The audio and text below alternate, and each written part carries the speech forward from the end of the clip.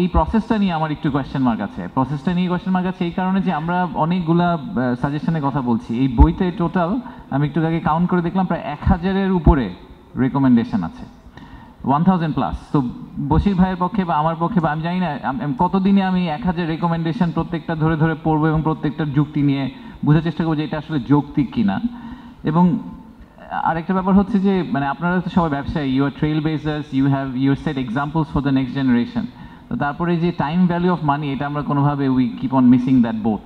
আমরা আজকে কথা বলেই যাচ্ছি, তো আমি অ্যাটেনশন স্প্যান তো পৃথিবীর মানুষের এমনিতেই অনেক কম। সবাই বলে যে প্রথম 7 সেকেন্ডের মধ্যে মানুষ একটা ইমপ্রেশন তৈরি করে ফেলে। তো ইফ উই কিপ অন, যেটা ফাইনালি হয় সেটা হচ্ছে যে এত বেশি সাজেশন আসলে ইন্টারিম গভর্নমেন্ট বা যে কোনো গভর্নমেন্টের পক্ষে আসলে কোনো সাজেশনই এক্সিকিউট করা সম্ভব না। সো আমার রিকোয়েস্ট হবে যে আমরা as we improve in this dialogue, আমাদেরকে আসলে একটু স্ট্রাকচারাল জিনিসগুলো নিয়ে ফোকাস করতে হবে এবং একটু রিডিউস নাম্বার অফ সাজেশন সরকারকে দিতে হবে। তা নাহলে সরকার আপনাদের কোনো সাজেশনই রাখতে পারবে না।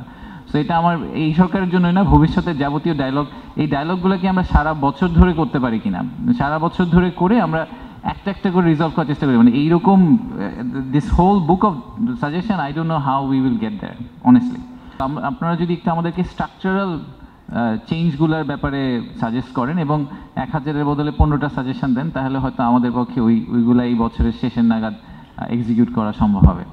তো আর ফাইনালি আরেকটা ব্যাপার হচ্ছে যে আমার আপনাদের থেকে যেটা রিকোয়েস্ট সেটা হচ্ছে যে এই সাজেশনগুলো যখন আপনারা দেন তখন একটু ফেয়ার কম্পিটিশন বা লেভেল প্লেইং ফিল্ড, এই জিনিসগুলো একটু মাথায় রেখে যদি কাইন্ডলি দেন তাহলে ভালো হয়।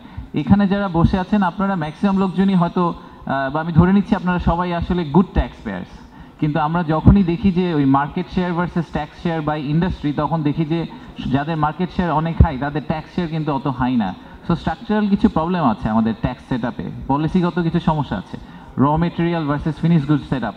সো ওই জায়গাগুলোতে ফোকাস করে আমরা স্ট্রাকচারাল ফিক্সগুলো করি। ইন্ডিপেন্ডেন্ট ধরে ধরে যদি আমরা এরকম বড় ফোরামে ডিসকাস করি তাহলে হয়তো আমরা will not go anywhere. So এই ইন্টারিম গভর্নমেন্টের এই যে গোল্ডেন উইন্ডো যেটা আছে, যেখানে আসলে সরকারের সাইডে সবাই টেকনোক্র্যাট, আপনারা please take the best opportunity out of it and please suggest us structural reforms যেগুলো করলে আগামী মানে এটা এক বছরের ইম্প্যাক্ট না, this should be 10-year 15-20-year impact for the business community।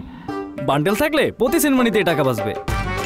BKash send money bundle কিনে জিতুন প্রতি লেনদেনে। পূর্বে আমাদের যেটা ছিল সেটা হচ্ছে যে ব্যয়ের একটা মহোৎসব ভিত্তিক বাজেট ছিল, মানে আমাদের বাজেটটাই করা হতো ব্যয়ের মহোৎসব করার জন্য। আমরা কিন্তু আমাদের অন্তর্বর্তীকালীন সরকারের উদ্দেশ্য বাস্তবতার ভিত্তিতে একটা বাজেট তৈরি করা।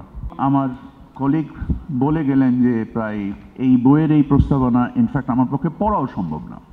I don't think that I can even read this, forget about implementing it. So most likely এটা আমার সাকসেসরের জন্যই আমাকে রেখে যেতে হবে, যে whoever is my successor they will have to implement that. এবং যে আকাঙ্ক্ষাগুলো করা হচ্ছে, যে প্রস্তাবনাগুলো করা হচ্ছে, এই প্রস্তাবনাগুলোর মধ্যে অনেকগুলোই খুবই বিস্তৃত এবং আকাঙ্ক্ষা মানে এবং এক্সপেকটেশনগুলো